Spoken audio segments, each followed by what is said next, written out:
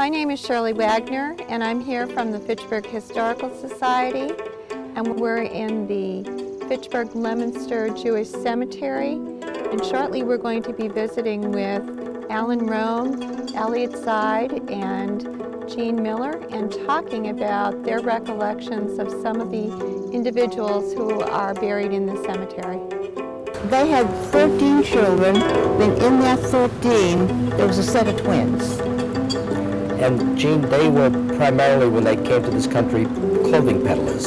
Actually, yeah. They came from Russia, and I think stopped in England, and from London got out here. Louis Rome was my mother-in-law's brother. Okay? And she married Julius Miller, and so she became Minnie Miller, and she was Julia Rome, and her family lived in Boston. That's a different Miller. There were 2 or 3 Miller families in Fitchburg, but not related. But there is a connection between the Miller family and the Rome family. Yeah, very close. Very close. And as we were walking through this cemetery, can you just remind me of the name of the cemetery and how the cemetery came into existence? The name of the cemetery is the Congregation of Agudath Achim, and it probably came about when the first Jewish person died in the greater Fitchburg area, and it's been there ever since. I suspect sometime probably in the early 1900s. It was owned and controlled by the synagogue.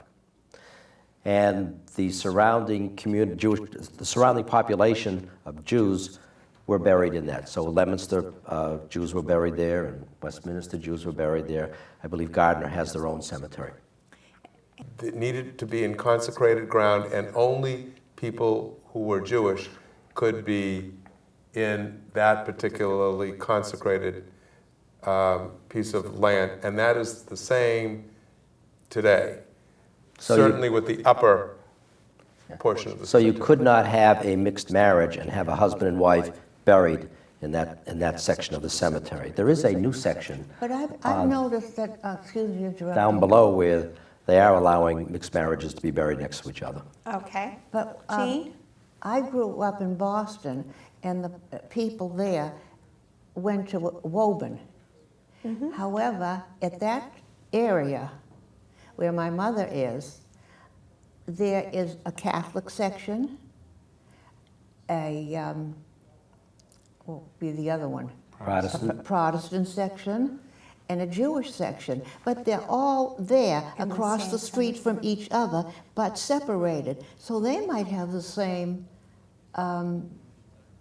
philosophy that we do, that we do too. That was it. It was pretty well delineated. Just the fact that there is a separate Jewish cemetery in Fitchburg speaks to the importance of the community that was here at a given moment in time. That's and how right. important it was to the community as a whole. Otherwise, we probably wouldn't have this living memorial or this memorial to that community. So when we were walking through this cemetery, we came into the cemetery and we walked down the right side, and on that right side along the fence, you told me that most of the original families, or what I would consider the founding families of the Jewish community, were buried. Is that correct? Yes. Right. And can we talk about who some of those families were? The Jewish population, when the cemetery was probably first formed, were all types of merchants. In that time, the Jews weren't doctors or lawyers or bankers or whatever. They just made most of their money through the trades. And so, the earlier population, that's what it consisted of. Well, they were peddlers. Peddlers. Yeah, my father-in-law started out with a horse and a wagon. And your father-in-law was? Julius Miller. Julius who Miller. started Miller, and then that's how Miller Clothing Company eventually evolved. And there were quite a few, all of them. And Miller Clothing Company then- was a major business on Main Street in Fitchburg. That's right. Yes, For an extensive period of time. yes. Right. This pennon stone that we're looking at, and it's next to a Rome stone or near one of the Rome stones, but it wasn't your grandparents. No, Abraham and Minnie were my grandparents. Right. Yeah, right. So those aren't Well, your grandparents, they're the Julia- other Rome family? Right. So that's just something that many people might be interested in knowing, that there were two different Rome families and you were not related, correct? different- Well, we are related, but my family is actually the Worcester Rome family. Okay. And it's interesting because our family originally, when they emigrated, were in Worcester. And my grandfather, one of, I think, 5 or 6 brothers, they spread them out all over Worcester County. So they told my grandfather, go to Fitchburg. And that's how we ended up in Fitchburg. But technically speaking, my family are the Worcester Romes. Over here, that's my grandparents. Your grandparents. My grandfather, who died before I was born, was actually, when he came to Fitchburg, probably in the, let's say, the early 1900s. Well, yeah, that's right. And he was primarily in real estate, and they had a small finance company. Right. And my grandmother, Minnie Rome, was from Boston, and That's right. they met, and she came out here, and he lost all his money in the Depression, Sure. but did retain the small loan business. And there's a quick little great story. When my father was in college, I found postcards that my uncle wrote to my father. What uncle? Howard, asking. Oh, Howard. Where's my allowance? I don't have any money. I can't eat at my mother's house. And finally said to Howard, what were you doing? And he said, Alan, it was the Depression. My father lost all his money.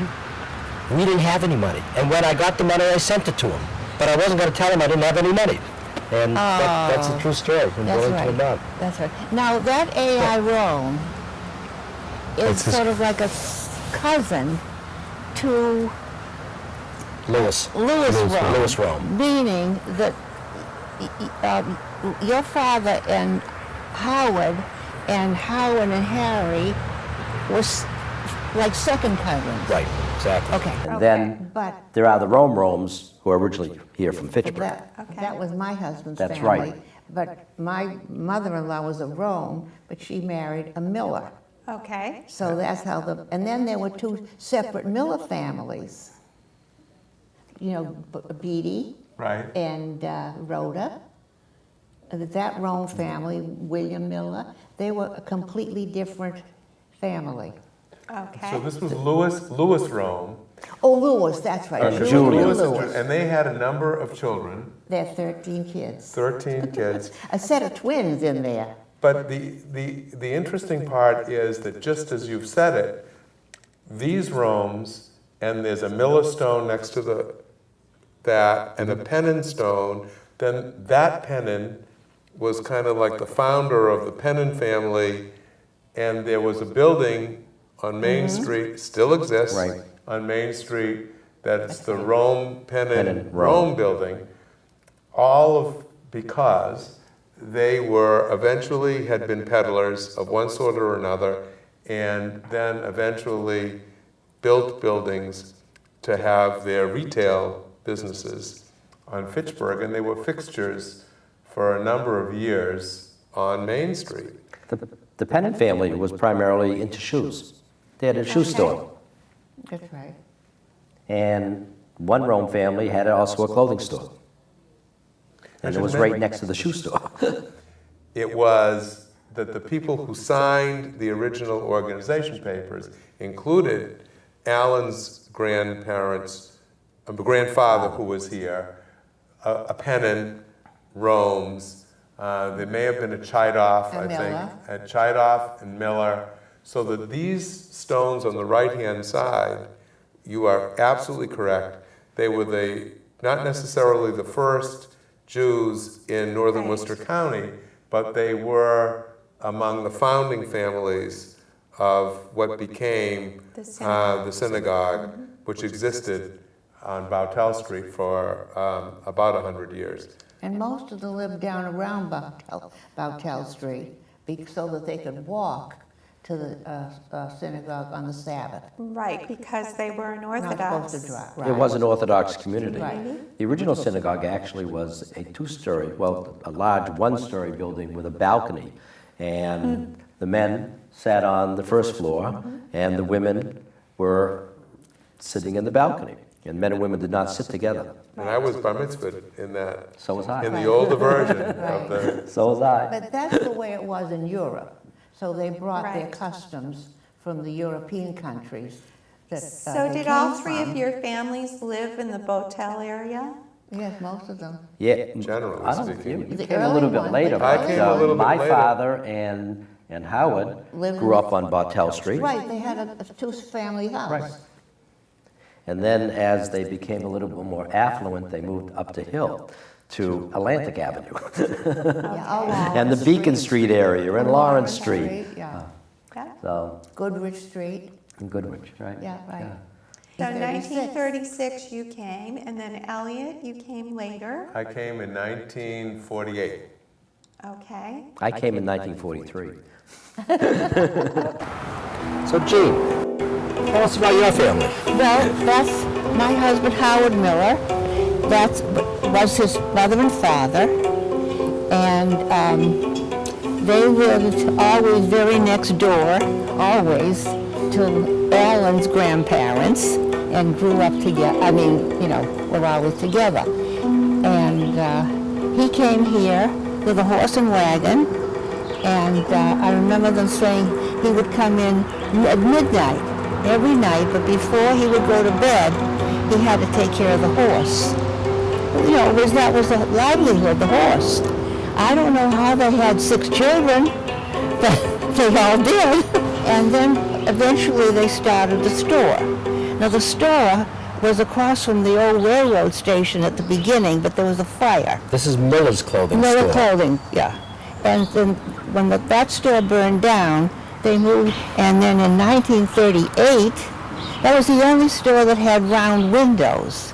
And in 1938, the big hurricane, came through and blew the windows open, everything. My father-in-law had a massive stroke, and for 6 years he never knew anything. The emphasis was really put on education. That's right. That is what the families felt was the most important thing in the Jewish community. And as we go through this a little bit further, you'll see how important education became and what people did with their education, which is really quite remarkable. And also Fitchburg High School was a very, very fine high school. So all of these people we're going to tell you about all came from Fitchburg High and went on to these wonderful, wonderful colleges with no help or anything. Why don't you share with us a little bit about the second generation of Millers and how important education was and what they did with it, Okay, you know, okay. as Fitchburg Jews. Yeah, well, Harry was the oldest, and he went to work at 15 in the store and didn't have a chance to go to college. But he saw to it and worked hard for everybody else. So that's Harry, but he was very prominent in Fitchburg. He was the first Jewish person that was ever president of the Chamber of Commerce, president of the Rotary Club, and in that time that was pretty good. You know, he was important that way, and And he really was the supporting sibling of his younger everybody. He brothers. took care of everybody. He really did. Tell us about And Ben now we have- and Howard. Well, and then we had 3 sisters who married 2 brothers in Maine, the Berman, and then my brother-in-law Ben went to MIT, and when he finished there, decided he wanted to be a doctor. So he went to Harvard Medical School, all from that horse and wagon. It started this whole thing. And he became pretty famous. Didn't you tell me he did the first kidney transplant? Yes, he did the first kidney transplant at the Peter Ben Hospital in the United States. the man only lived 6 months, but it was a big milestone. And he wrote quite a few books and poetry, etc. So. And then your husband, Howard. Yeah, well, he graduated Fitchburg High School. He was a very big football player, and he went to Harvard, and then Harvard Law School, and then enlisted during the war, spent 4 years in the Pacific, came home, and here we are, and he went into the store. So he was also, what did he do? Oh yeah, he was the president of Children's Aid and Family Service with Mary Shea. Right. Mary Shea.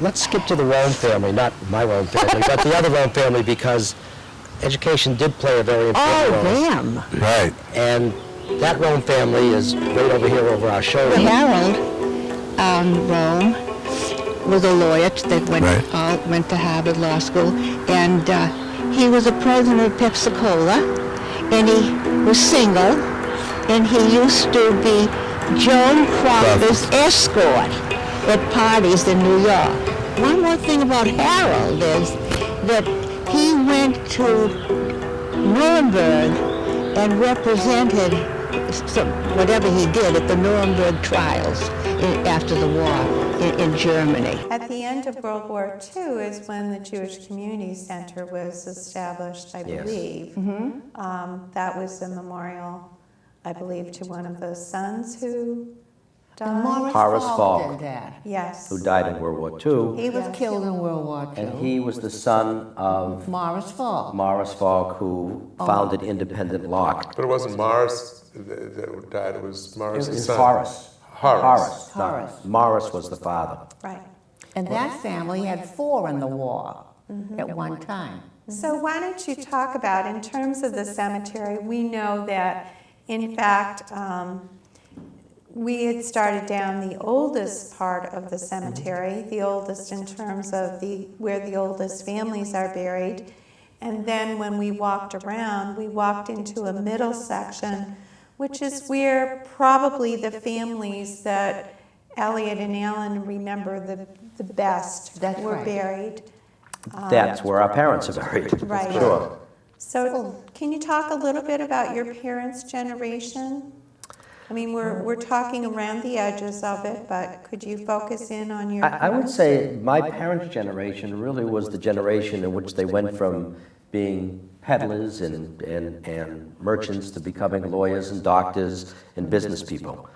It's the next phase in the evolution of the Jewish population of many doctors, many children of my parents' generation became doctors, many doctors came into the community who were Jewish. The nature of it changed from being merchants. From the merchant population to and you can kind of see that, Shirley. I think that's a good point. That's right. In the next generation down, in that next section of the cemetery, there's a more varied strata of population. There's a professional. You see the professional people. You see the children of the people who were maybe buried in the earlier section. And you're right, those were the people that we knew and we have the most vivid memories of. As we started to walk through that was where we kind of ran out of time, unfortunately. And you wanted to talk about a couple of symbols. I do. That was one of the things that I noticed throughout the cemetery, that there are symbols on the stones that I wasn't familiar with as someone who has only gone to Christian cemeteries previously. So there are some different symbols. The Star of David was one that I recognized, but then 6 points versus 5.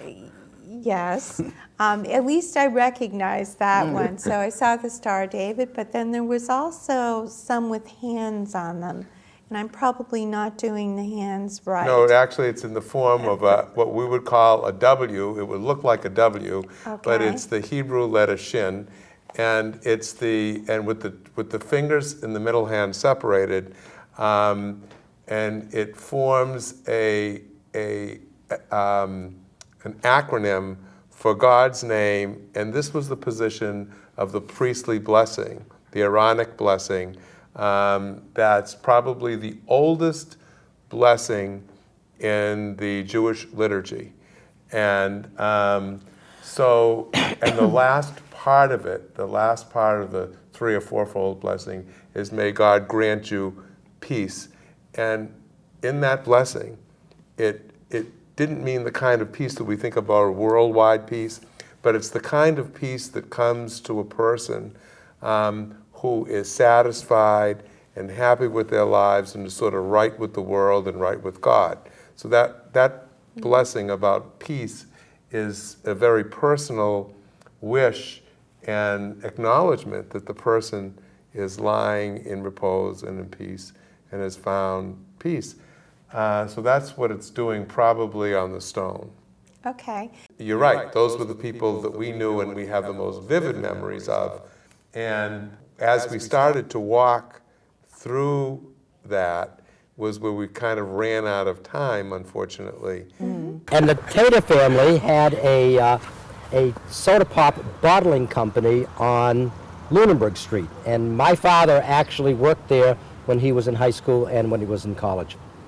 And the two, Jack and Harry's wives, each had the same kind of theatrical and elocution in those days ability, and they were rivals in giving elocution lessons and speaking lessons in the community to a lot of different people. I know my wife, who went to Julie Country Day, Nellie would do Julie Country Day, Martha did something else, and there were these two sisters-in-law competing with each other for as businesswomen really in those days, sort of, on the side, but they were housewives. They lived in the same street. Yeah, they lived diagonally across the street from each other, almost down the street. And one of the other things that I remember us talking about is that periodically on the tops of the stones, you would actually see little stones that had been placed there in a row. Can we talk about what the meaning of that is? Remembrance is a very important part of our Jewish recognition of our place in history, each one of us, and the continuity. So remembering and visiting graves is a very important part of our responsibility as children. And we say the mourner's Kaddish, a blessing. We have a memorial service for all of our dead at least twice a year maybe three, in our liturgy. And the stone is a public acknowledgement and recognition that somebody has been at the stone remembering that person. You know, before World War II, there weren't any stones up. They didn't do that. That came from That's interesting. Europe. Yeah, I think Oh, it that's might have interesting. come from Shoah, but I don't know. But I believe that that's what it is. It's just a memory, remembrance. but it's part. What is absolutely part of our tradition is the obligation to remember our